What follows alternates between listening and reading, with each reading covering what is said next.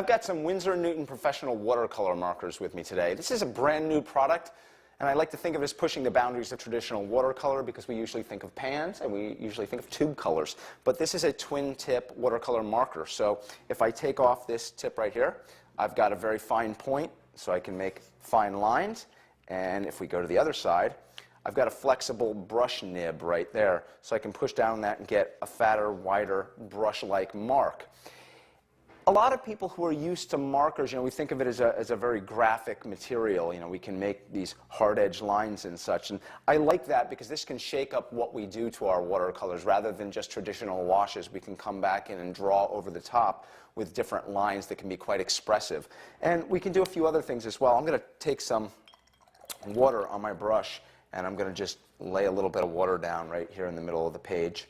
And then I'm going to come back into my brush tip right here. Actually, that was the pointed one. Come back into my brush tip and right into that. And I can just get that water to move and flow. Again, quite expressive. When I let that dry, I can come over the top of that again. I'm going to do it while it's wet, though. And come over the top of it and make marks. Now, if I get the tip wet, and let's get it quite wet. I'm going to actually pick up a little water.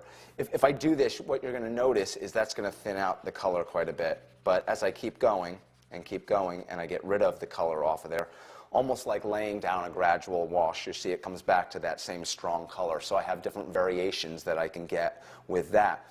It'll dry quite quickly on a paper. This is quite an absorbent watercolor paper. So when I make a mark, if I put that mark down here, it wants to sort of grab to the paper, which again leads to my more graphic marks, but I can come over it and I can get some of that to move as well. So if I want to combine the beauty of traditional watercolor washes with, again, much more graphic marks to do things that are quite expressive, I can. I enjoy doing that myself. I've even got this watercolor right here where I did a lot of traditional washes, but then over top in some of these tree areas and here where we've got these shrubs, I've got these really strong marks and strokes that are possible with the watercolor marker. So I think it's a lot of fun to play with it that way.